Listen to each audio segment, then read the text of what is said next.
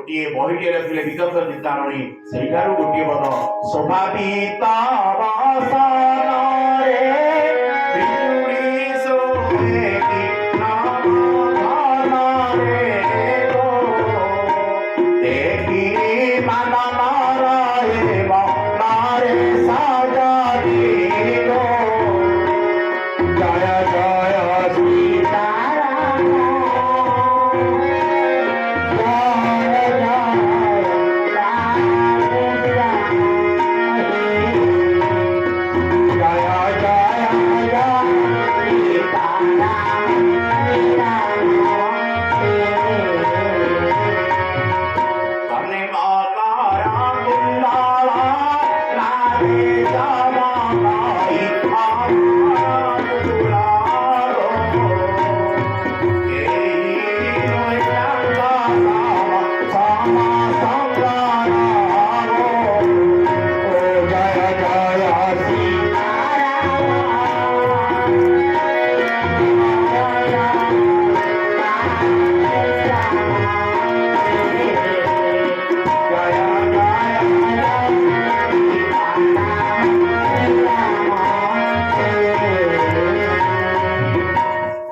शोभा पीतावसन पीतवस्त्र कटी देश केड़े स्वभावन दिशुची आउ कानरे मकर कुंडल धारण करिसंती कौस्तुभ मणि को धारण करिसंती मां श्रवणा सबरींग आगे प्रभु दंडायमान होइसंती प्रभु आदि मां देखी प्रभुंकर पाद को धौत कर देइसंती पवित्र जड़े पाद धोई आसने बसाइले नहीं पवित्र जल क्या कहवा गंगा पानी को पवित्र जल कहवा ना आपणकर घरे आक्वागार्ड लगी मेसीन जो पानी बाहर जहाँ पवित्र जल कहवा ना पवित्र जल कौन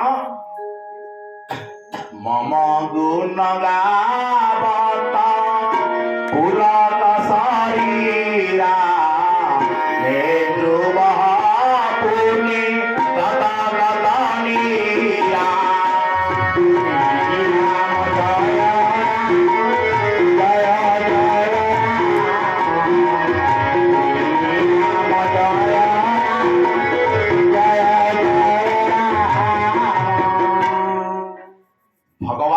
नाम नेला बेले शरीर पुलक रोमांचित हो नयन अश्रु भार बहला सी हूँ प्रकृत पवित्र जल आसन कौन ना हृदय सिंहासन रत्न कल्पित मातरं हिमजड़ई स्नानंच दिव्यांबरं मनरे कल्पना करी प्रभु को रत्न सिंहासन हृदय रत्न सिंहासन हृदय हृदय रत्न सिंहासन प्रभु बसैला आसन आज जहाँ माँ श्रवणा सबरी आदि पाद दुई धौत कर प्रभु को आसन में बसई कली जुगे ये तो गले त्रेतया जुगे द्वापर जुगे प्रभु को किए पाई प्रभु कहा अईठा खाई कली जुगे कहा अईठा खाई कली जुगे कहा अईठा खाई ना नहीं देखा आज श्रवणा सबरी प्रभु को अईठा कली खुआब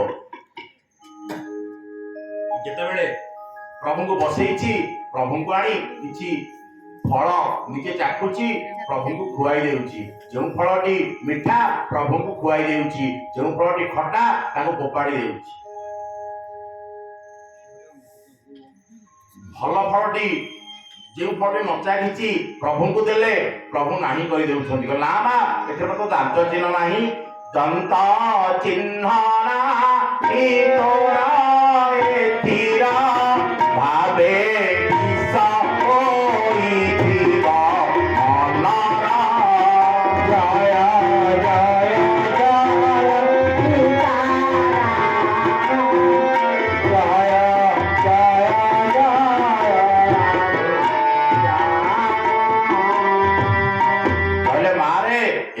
दांत चिन्ह नाही बोध हुए कि विष हो निजे दांत चिन्ह बसैला प्रकृत प्रभु तक विसर्ग कर भावुला ना माँ तोर मन जो भाव अच्छी सी भाव मते दरकार मते ये मीठा फल खटा फल दरकार नहीं तोर ଭାବ ଦରକାର। ଲକ୍ଷ୍ମଣ ଲାଲଜୀ ହେଉଛନ୍ତି ଅନନ୍ତ ଅବତାର, ସବୁବେଳେ ରାଗରେ ଜର୍ଜରିତ ହୋଇଗଲେଣି। ଆରେ ମୋ ଭାଇ ଜଗତର ତ୍ରିଭୁବନର ଠାକୁର ମୋ ଭାଇକୁ ଆଜି ଅଇଁଠା ଦେଉଛି, ସେ ତ ଅନ୍ତର୍ଯ୍ୟାମୀ ନା, ଅନ୍ତର କଥା ଜାଣିପାରିଲେ ଆଉ ଫଳଟିକୁ ଲକ୍ଷ୍ମଣକୁ ଧରେଇ ଦେଲେ। ଲକ୍ଷ୍ମଣରେ ନେ ନେ ନେ ଫଳଟି ଖାଇଦେ। ଲକ୍ଷ୍ମଣ କହିଲା କଣ କହିଲ ଭାଇ, ମୁଁ ତୁମକୁ ଦଉଛି ବୋଲି ମୋ ଦେହ ନିଆଁ ହୋଇଗଲାଣି, ମୁଁ ଖାଇବି? ନା ନା ନା। ପ୍ରଭୁ କଣ ଲକ୍ଷ୍ମଣ କଣ କଲେ, ପ୍ରଭୁଙ୍କ ହାତରୁ ଆଣି ଫୋପାଡ଼ି ଦେଲେ। ସେ ଯାଇ ଗନ୍ଧମାର୍ଦ୍ଦନ ପର୍ବତରେ ପଡ଼ିଲେ। ଗନ୍ଧମାର୍ଦ୍ଦନ ପର୍ବତରେ ପଡ଼ିଲେ ପ୍ରଭୁ ଗୋଟିଏ ଅଭିଶାପ ଦେଲେ। ଲକ୍ଷ୍ମଣରେ ତୋତେ ମୁଁ ଅଭିଶାପ ଦେଉଛି, ତୁ ଯେଉଁ ମୋ ମାର ଇଏ ପ୍ରସାଦକୁ ଫୋପାଡ଼ି ଦେଲୁ ନା, ଏ ଅମୃତକୁ ଫୋପାଡ଼ି ଦେଲୁ ନା, ସେଇ ଫଳର ମଞ୍ଜିରେ ଗୋଟିଏ ବୃକ୍ଷ ଉଠିବ, ତା ନାଁ ହଉଛି ବିଶଲ୍ୟକରଣୀ। ତୁ ଯେତେବେଳେ ଶକ୍ତି ଭେଦରେ ପଡ଼ିବୁ, ତୋତେ ସେଇ ବିଶଲ୍ୟକରଣୀ ତୋ ଜୀବନକୁ ରକ୍ଷା କରିବ। ସେଇ ନ୍ୟାୟରେ ପ୍ରଭୁ ଆଜି ଯେତେବେଳେ ଶକ୍ତି ଭେଦରେ ପଡ଼ିବେ, ହନୁମନ୍ତ ମହାପ୍ରଭୁ ଯାଇ ବିଶଲ୍ୟକରଣୀ ଆଣିବେ। ସେଇ ବିଶଲ୍ୟକରଣୀରେ ଲକ୍ଷ୍ମଣଙ୍କର ଜୀବନ ରହିବ। ଆମେ ଏଥିରୁ ଶିକ୍ଷା କଣ ପାଇବା? କାହାକୁ ନିଜ ବଡ଼ ଛୋଟ ବୋଲି କାହାକୁ ଭାବିବା ନାହିଁ। ସମସ୍ତେ ହେଉଛୁ ଆମେ ଭଗବାନଙ୍କର ସନ୍ତାନ। କେବଳ ଜଗତରନାଥ ଜଗନ୍ନାଥ ହେଉଛନ୍ତି ସ୍ୱାମୀ, ସିଏ ହେଉଛି ପୁରୁଷ, ଏକୋଇ ପୁରୁଷ ମୁରାରୀ, ଆଉ ଆମେ ସମସ୍ତେ ହେଉଛେ ନାରୀ। ସେଇଥିପାଇଁ ଜଗନ୍ନାଥଙ୍କ ମହାପ୍ରଭୁଙ୍କ ପାଖକୁ ଯିଏ ଯିବେ, ମୋ ମା ଗଲେ କହିବେ ଜଗନ୍ନାଥ ସ୍ୱାମୀ ନୟନ ପଥଗାମୀ ଭବ ତୁମେ। ମୋ ମାର ସ୍ୱାମୀ ହେଉଛନ୍ତି ମୋ ବାପା। ଜଗନ୍ନାଥଙ୍କୁ କାହିଁକି ସ୍ୱାମୀ ବୋଲି କହିଲେ? ମୋ ଝିଅ ଯିବ, ଅବିବାହିତ ଝିଅଟି ଗଲେ ମଧ୍ୟ ତାଙ୍କୁ ସ୍ୱାମୀ ବୋଲି ସମ୍ବୋଧନ କରିବ। ମୋ ଭାଇ ଯିବ, ସ୍ୱାମୀ ବୋଲି ସମ୍ବୋଧନ କରିବ। ମୋ ବାପା ଯିବ, ସମ୍ବୋଧନ କରିବ ସ୍ୱାମୀ ବୋଲି। ଏକମାତ୍ର ପୁରୁଷ ହେଉଛନ୍ତି ଜଗତରନାଥ ଜଗନ୍ନାଥ, ଆମେ ସମସ୍ତେ ନାରୀ। ସେଇଥିପାଇଁ ଜଗନ୍ନାଥ ମନ୍ଦିରରେ ପୂଜକମାନେ ଅନ୍ତବସ୍ତ୍ର ପରିଧାନ କରନ୍ତି ନାହିଁ, ଆଉ ନିଶ ରଖନ୍ତି ନାହିଁ। ଜଗନ୍ନାଥ କେବଳ ହେଉଛନ୍ତି ପୁରୁଷ, ମୋ ପ୍ରଭୁ କେବଳ ହେଉଛନ୍ତି ପୁରୁଷ, ମର୍ୟାଦା ପୁରୁଷୋତ୍ତମ ରାମଚନ୍ଦ୍ର, ଆମେ ସମସ୍ତେ ନାରୀ। ଯାହା ହେଉ ଇଏ ତ୍ରେତୟା ଯୁଗରେ ମା ଶ୍ରମଣା ସମରୀ ପ୍ରଭୁଙ୍କୁ ଅଇଁଠା ଖୁଆଇଲେ। ଦ୍ୱାପରରେ କିଏ କହିଲେ? ବିଦୁରଙ୍କର ସ୍ତ୍ରୀ ହେଉଛନ୍ତି ସୁଲଭା। ଦିନକର ଘଟଣା, ବିଦୁରଙ୍କ ବାଡ଼ିରେ ଗୋଟିଏ କଦଳୀ କାନ୍ଧିଟିଏ ପଡ଼ିଛି।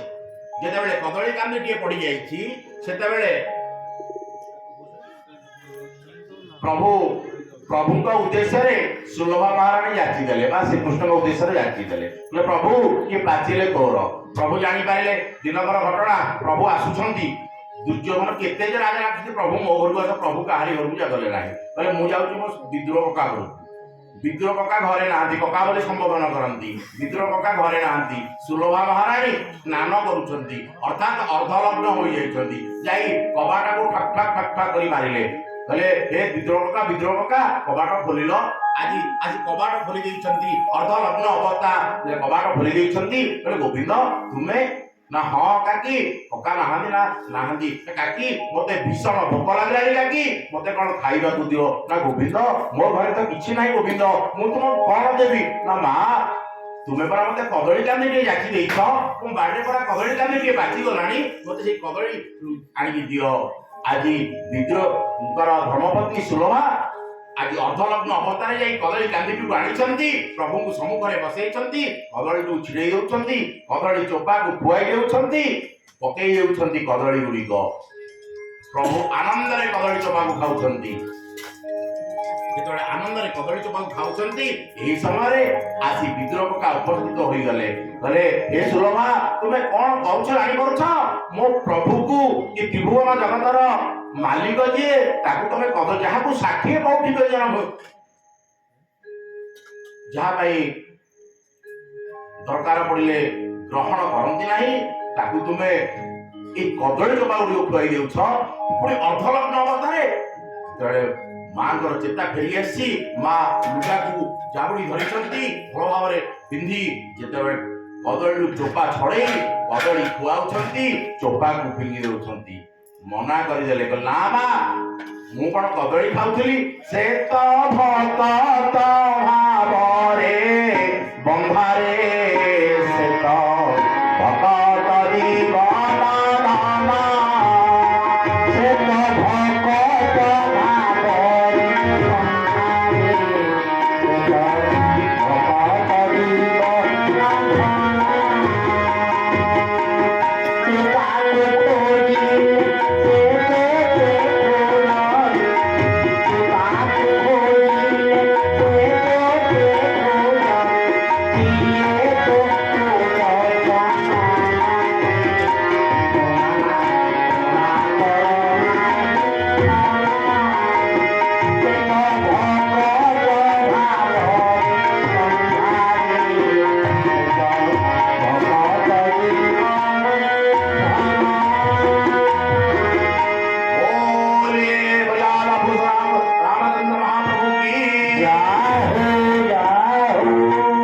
আজি মা ସୁଲଭା ମହାରାଣୀ ଖୁଆଇଛନ୍ତି ପ୍ରଭୁ ଆଉ ଖାଇନାହାନ୍ତି।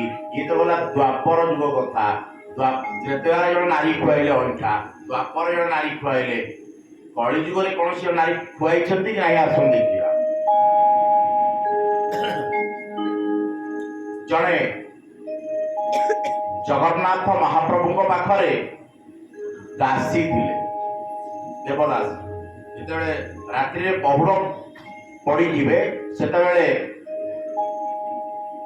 ତାଙ୍କ ପାଖରେ ନୃତ୍ୟ କରନ୍ତି। ଗୀତି ଗୋବିନ୍ଦ ପଢ଼ାଯାଏ। ସୀତା କମଳା କୁଚମଣ୍ଡଳ ଜୁତା କୁଣ୍ଡଳ ହେ, ସେଇ ତାଳେ ତାଳେ ନାଚ କରନ୍ତି, ନୃତ୍ୟ କରନ୍ତି। ପ୍ରଭୁ ନୃତ୍ୟ ଦେଖିଲେ ଶୟନ ଯାଆନ୍ତି, ପହୁଡ଼ ଯାଆନ୍ତି। ମାଙ୍କର ବୟସ ଅତିକ୍ରମ ହୋଇଯାଇଛି। ମାଙ୍କୁ ବଳଦେବ ପଛପଟେ ଗୋଟିଏ ଛୋଟିଆ ପୁତ୍ରରେ ମା ରହୁଥିଲେ ସତ୍ୟ। ଯେତେବେଳେ ବୟସ ଅତିକ୍ରାନ୍ତ ହୋଇଯାଇଛି, ସିଏ ଜଗନ୍ନାଥ ମହାପ୍ରଭୁଙ୍କୁ ନିଜ ପୁତ୍ର ସନ୍ତାନ ବୋଲି ମଣି ନେଇଛନ୍ତି।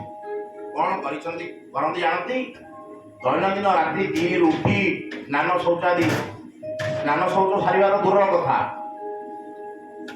ସ୍ନାନ ଶୌଚ ନ ସାରି ଗୋଟିଏ ଦାନ୍ତ କାଠିକୁ ଆଣି ଦାନ୍ତ ଘଷୁଥାନ୍ତି। କୁଟା ଅନାବନା କାଠି କୁଟା ଆଣି ଜାଳି ମାଟି ହାଣ୍ଡିରେ ଟିକେ ପାଣି ଦେଇ ଚାଉଳ ଦେଇ ଖେଚୁଡ଼ିରେ ରାନ୍ଧନ୍ତି। ଆଉ ଘାଣ୍ଟିଆ ପାଇଁ ତ ଆମକୁ ଚଟୁର ଆବଶ୍ୟକ। ଚଟୁ ନଥାଏ, କଣ କରନ୍ତି କହିଲେ ମା ମାନେ? ସେଇ ଅଇଁଠା ଦାନ୍ତ କାଠିରେ ସେଇ ଖେଚୁଡ଼ିକୁ ଘାଣ୍ଟି ପକାନ୍ତି। ଘାଣ୍ଟି ସାରି ଡାକନ୍ତି, ହେ କାଳିଆ, ହେ ଧନ, ଆ ଧନ, ତୋତେ ପରା ବଡ ଖଣ୍ଡ ମାନେ କେତେବେଳୁ ଖାଇବାକୁ ଦେବେ? ତୁ ପରା ମୋ ପୁଅ, ଆ ଧନ ଖାଇବାକୁ। ତୁ ନ ଖାଇଲେ ମୁଁ ଖାଇପାରିବି ନା ଧନ? ତୁ କଣ ଇଏ ମାର ଦୁର୍ଦ୍ଦଶା ଦେଖିପାରିବୁ? ପ୍ରଭୁ ପଳେଇ ଆସନ୍ତି। ଆସି ମା ପାଖରେ ହାତ ପସାରି ମାଗି ଦିଅନ୍ତି, ଦେ ମା। ଆଉ ହାତ ପସାରି ମାଗି ଖାଇ ଦେଇ ପଳାନ୍ତି। ଦୈନନ୍ଦିନ ଏମିତି ଘଟଣା ଚାଲିଥାଏ। ଯେଉଁଦିନ ଡେରି ହୋଇଯାଏ ଆସି କହନ୍ତି, ମା କରମା କହି ସେ ମାର ନାଁଟି ହୋଇଗଲା କରମା। ଦିନକର ଘଟଣା। ମା ଖେଚୁଡ଼ିଟି ରାନ୍ଧୁଛନ୍ତି। ଜଣେ ଅତିଥି ମାଙ୍କ ଘରେ ଆଶ୍ରୟ ନେଇଥିଲେ, ଜଣେ ପଣ୍ଡିତ ମହାଶୟ। ମା ରାନ୍ଧି ଦେଇଛି ଖେଚୁଡ଼ି, ହାତ ଦୁଇଟାକୁ ଟେକି ଦେଇଛି, ହେ କାଳିଆ, ଆ ଧନ, ତୁ ପରା ମୋ ପୁଅ, ବଡ଼ଦେଉଳରୁ ପଳେଇଆ ଧନ। ବଡ ପଣ୍ଡାର କେତେବେଳେ ଦେବେ ଖାଇବାକୁ ଧନ? ମୁଁ ଖେଚୁଡ଼ି ରାନ୍ଧି ସାରିଲିଣି। ଆଜି ପଣ୍ଡିତ ମହାଶୟ ଭାବିଲେ ଇଏ ବୋଧେ ପାଗିଳି ହୋଇଯାଇଛି, ସେଇଥିପାଇଁ କାଳିଆକୁ ଡାକୁଛି। ଯେତେବେଳେ କହିଦେଇଛନ୍ତି ପଣ୍ଡିତ ମହାଶୟଙ୍କ ମନରେ ଏ ପାଗିଳିଟା, କିନ୍ତୁ ପ୍ରଭୁ ଆସି ହାତ ପସାରି ମାଗୁଛନ୍ତି, ମା ଦେ ମା। ମା ଖୁଆଇ ଦେଉଛି। ଆଜି ଦେଖୁଛନ୍ତି ତାହାକୁ ଜଗନ୍ନାଥ ମହାପ୍ରଭୁଙ୍କୁ ଯେତେବେଳେ ଦେଖୁଛନ୍ତି, କହିଲେ, ମା ତୁ କେତେ ବଡ ପାପ କରୁଛୁ ଜାଣିଛୁ? ମା ସେ କିଏ ଜାଣିଛୁ? ସେ ତ୍ରିଭୁବନର ମାଲିକ ଜଗନ୍ନାଥ ମହାପ୍ରଭୁ। ତୁ ତାଙ୍କୁ ଉଚ୍ଚିଷ୍ଟ ଦେଉଛୁ। ମା କାଲିଠାରୁ ଅଇଁଠା ଦେବୁ ନାହିଁ। କଣ କରିବୁ ଗୋସେଇ? ନା ନୂତନ ବସ୍ତ୍ର ଆଣିବୁ, ସ୍ନାନ ଶୌଚାଦି ସାରିବୁ, ନୂତନ ବସ୍ତ୍ର ପରିଧାନ କରିବୁ, ଗୋଟିଏ ଛୋଟ ହାଣ୍ଡିରେ ଗୋଟେ ଖଡ଼ିକାଟିଏ ଆଣି ରାନ୍ଧି ଦବୁ, ଆଉ ପ୍ରଭୁଙ୍କୁ ଦବୁ। ଆଉ କଣ କଲେ ଜାଣିଛନ୍ତି? ସେଇଆ ହିଁ କଲେ। ଛୋଟିଆ ନୂତନ ବସ୍ତ୍ରଟି ଆଣିଲେ, ସ୍ନାନ ଶୌଚାଦି ସାରିଲେ, ହାଣ୍ଡିରେ ଜାଳ ଦେଲେ, ରାନ୍ଧିଲେ, ଖଡ଼ିକାଟି ରାନ୍ଧିଲେ। ପ୍ରଭୁ ଆସି ଡେରି ହେଇଗଲା। ରାତ୍ରି 3ରୁ ଦବା ଲୋକ 3ରୁ 4 ଭିତରେ ଦେଇ ଦିଅନ୍ତି। ଆଜି ଦିନ 8 ହେଲାଣି, ମାର ରୋଷେଇ ସରୁନାହିଁ। ଆସିଲେ, ମା କରମା ନା ଧନ, ତୁ କୁଆଡେ ଜଗନ୍ନାଥ, ତୁ କୁଆଡେ ତ୍ରିଭୁବନର ମାଲିକ ଧନ, ତୁ ଆଜି ଭଗବାନ ମୋର, ମତେ କ୍ଷମା କରିଦିଏ। ନା ମା କିଏ କହିଲା ମୁଁ ଭଗବାନ? ପୁଅ ଯେତେ ବଡ ହେଉନା କାହିଁକି, ମା ବାପାଙ୍କର ଚରଣାରବିନ୍ଦରେ ତାର ମଥା ଥାଏ। ଆପଣମାନଙ୍କର ଏହି ପାଖରେ ଗୋଟିଏ ଗ୍ରାମରେ ଜଣେ ରାମ ଭକ୍ତ ଅଛନ୍ତି। ତାଙ୍କ ବାପା ତାଙ୍କ ଠାରୁ ଦୀକ୍ଷା ନେଇଛନ୍ତି। ମୁଁ ତାଙ୍କ ଗାଁକୁ ଯାଇଥିଲି। ସକାଳୁ ଅନେକ ପୂଜା ମେଳାକୁ ଡାକିଥିଲେ, ମଧ୍ୟ ଯାଇଥିଲି। ସକାଳୁ ତାଙ୍କ ପୁଅ ଗାଧେଇ ପଳେଇ ଆସିଲେ। ଯେତେବେଳେ ବସି ପଡେ, ତାଙ୍କ ବାପା ଗାଧେଇ ଆସି ପୁଅକୁ ମୁଣ୍ଡିଆ ମାରିଲେ। ମୁଁ କହିଲି, ବାହାର ଲୋକ କିଏ? ମୁଁ ଭାଇ ଇଏ କିଏ? ନାଇଁ ମୋ ବାପା। ମୁଁ ବାପା? ତମକୁ କଣ ମୁଣ୍ଡିଆ ମାରୁନା? କଣ ହେଲା? ମୁଁ ବାପାକୁ ମୋ ବାପାକୁ ମନ୍ତ୍ର ଦେଇଛି, ତମକୁ ମନ୍ତ୍ର ଦେବାକୁ ଅଧିକାର ଦେଲା କିଏ? ବାପାକୁ ମନ୍ତ୍ର ଦେବା ଠିକ ଅଛି, ତ ବାପା କିନ୍ତୁ ତମକୁ ମୁଣ୍ଡିଆ ମାରିବେ। କିଆ ଯିବି ମୋ ମନ୍ଦିର, କିଆ ପୂଜିବି ପଥର, ମୋ ପାଇଁ ମୋ ବାପ ମା ଯିବି ମୋ ମନ୍ଦିର, କିଆ ପୂଜିବି ପଥର, ମୋ ପାଇଁ ମୋ ବାପ ମା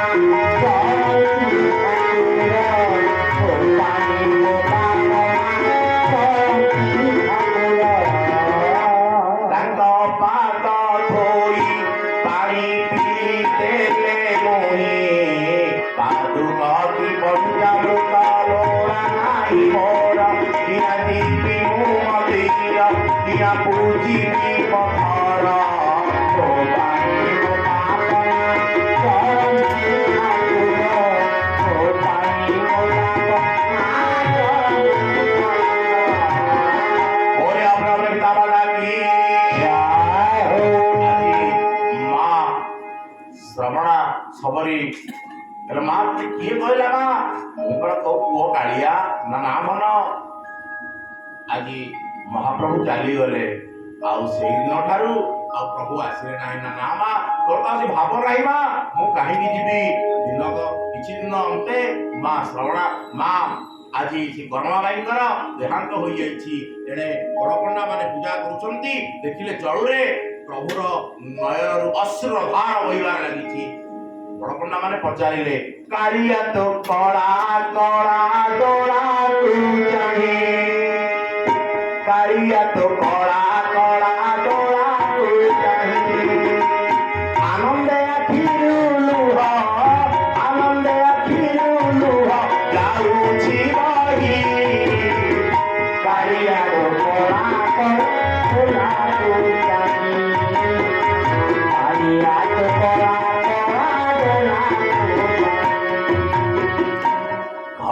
ঘড়িকি তোর বদলে বেশ, কেতেবেলে সামন্ত বা কেবে তুদাস, কেতেবেলে সামন্ত কেবে দাস, কেতেবেলে সামন্ত কেবে তুদাস, দাসিয়া ভাবে দাস তু, দাসিয়া ভাবে দাস তু কোলেই, কালিয়া তো কড়া কড়া কড়াকু চাহি, কালিয়া তো কড়া কড়া কড়াকু চাহি, কালিয়া তো কড়া কড়া কড়াকু চাহি।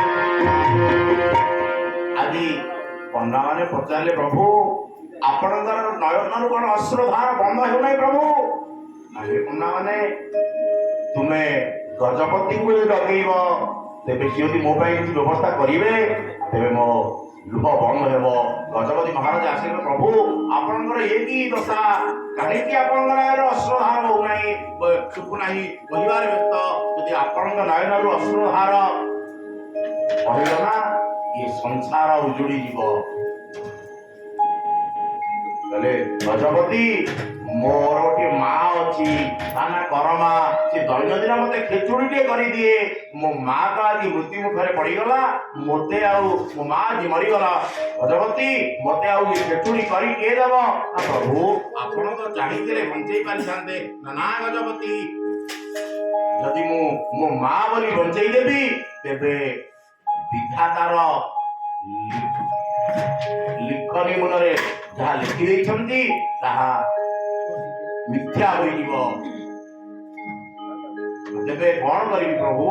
ନା ତୁମେ ଯଦି ଆଜିଠାରୁ ମୋ ମା ନାଁରେ ମୋ ପାଖରେ ଗୋଟିଏ ଖେଚୁଡ଼ି ଭୋଗ କରିବ, ଆଉ ସେ ଖେଚୁଡ଼ି ନାମ ରହିବ କରମାବାଇ ଖେଚୁଡ଼ି। ଅଦ୍ୟାବଧି ସେ ମା ନାଁରେ, କରମାବାଇ ନାଁରେ ଜଗନ୍ନାଥ ମନ୍ଦିରରେ କରମାବାଇ ଖେଚୁଡ଼ି ଭୋଗ ଲାଗୁଅଛି। ଯାହା ହେଉ ଆଜି ତ ସମୟ ହୋଇଯାଇଛି, ଆସନ୍ତୁ ଗୋଟିଏ ଭଜନ ଗାନ କରିବା,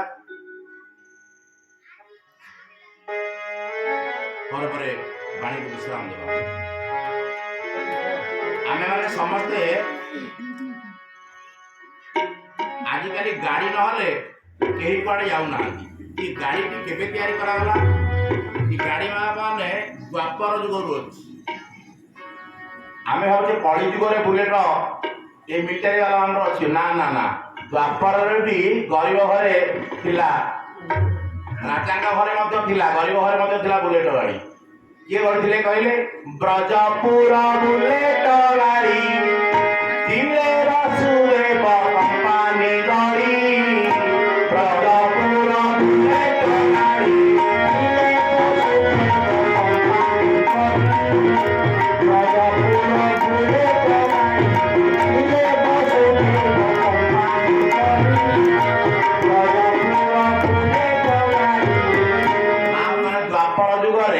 ब्रजपुर गोटे गाड़ी कंपानी किए कहले वसुदेव तार कंपानी मालिक किए रखी नंदन रूपती करथिले नेत्र संपत्ति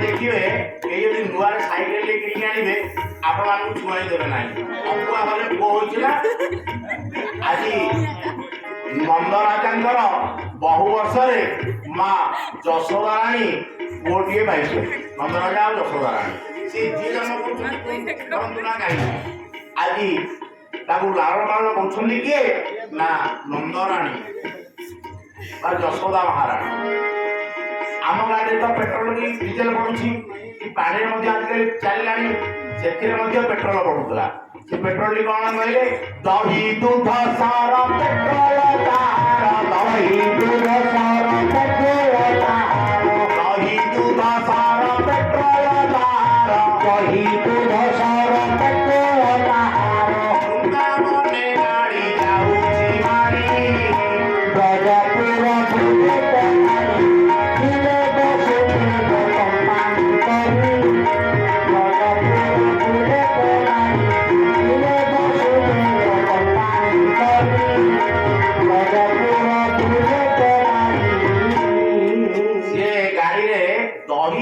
क्षीर लहुणी सब पड़े देखुना कृष्ण भगवान कहार घरे पशि टेकी भांगी लहुणी खाई दिखती किए बांधिले चौराग्रामीन पुरुषांग नमामि चोर मान भितर श्रेष्ठ से महाभारत कौन प्रकृत में लहुणी चोरी करती ना आम मानकर मन को चोरी कर मन को जब आम देदेबा तेरे आमर ये संसार में कहीं किसी बिगाड़ी ना समस्त गाड़ी इंजिन अच्छी ये गाड़ी इंजिन इंजिन पाद पकु मारिला धक्का पाद पकु मारिला धक्का पाद पकु मारिला धक्का चामड़ा अर्जुन वृक्ष को ये गाड़ी जाई धक्का मारिला तापर धक्का मारे कौन है कहले एड़े बड़ तलू गला पुणी ये एते बड़ विराट बड़ वृक्ष लाड़ा वृक्ष गले सियाराम की जाए या शुणी करी केते जे योद्धा माने पड़े आसिले शुणी तार टाणु मारी